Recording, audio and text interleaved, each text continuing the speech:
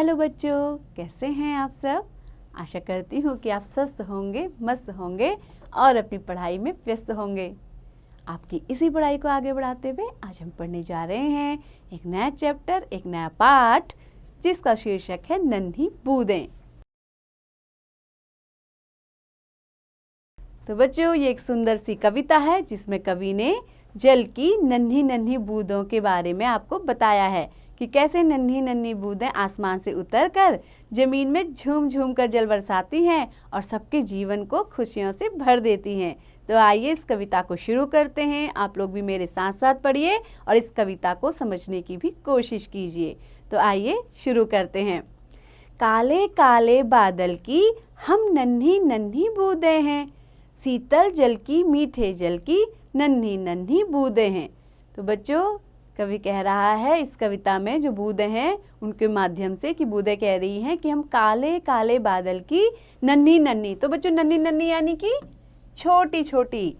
आपने देखा होगा बादल कैसे होते हैं, काले डरावने से, है ना। तो क्या कह रहा है, जब बारिश होती तब ज़्यादा काले हो जाते हैं।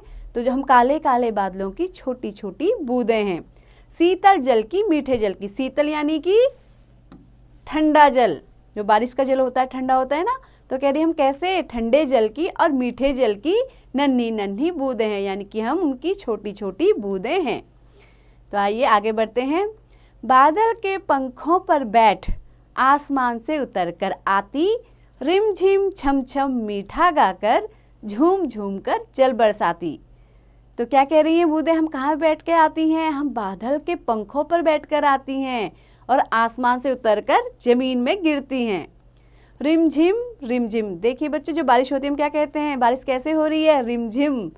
और छम छम मीठा गाकर, और ऐसा लगता है जैसे वो क्या कर रही हैं, कोई छम छम करके गीत गा रही हैं और झूम झूम करके बारिश कर रही हैं। तो बच्चों आगे बढ़ते हैं। मुंह धो देती फूलों का हम, पेड़ों को हरियाली देती, जीवन उसको मिल जाता है जिस प्राणी को हम छू देती।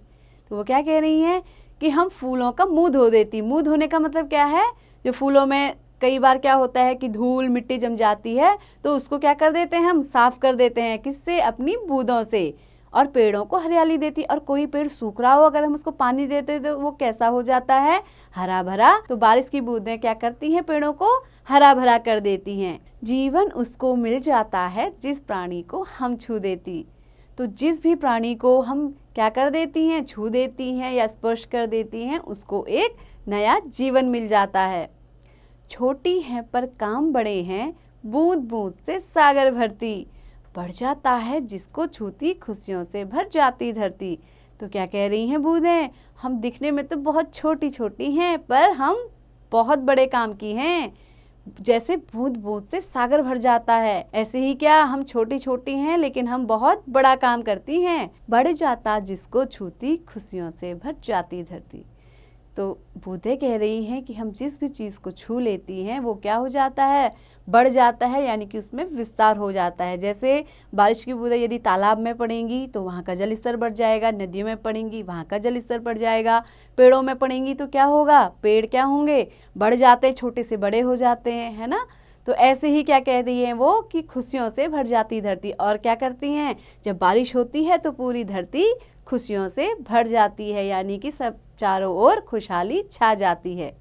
तो बच्चों, कैसी लगी आपको ये कविता। आशा करती हूँ कि आपको ये कविता बहुत अच्छी लगी होगी और इन नन्ही नन्ही बूंदों से आपने सीखा होगा कि कोई भी चीज़ छोटी नहीं होती है, छोटी चीज़ें भी कई बार बहुत बड़ा काम करती हैं।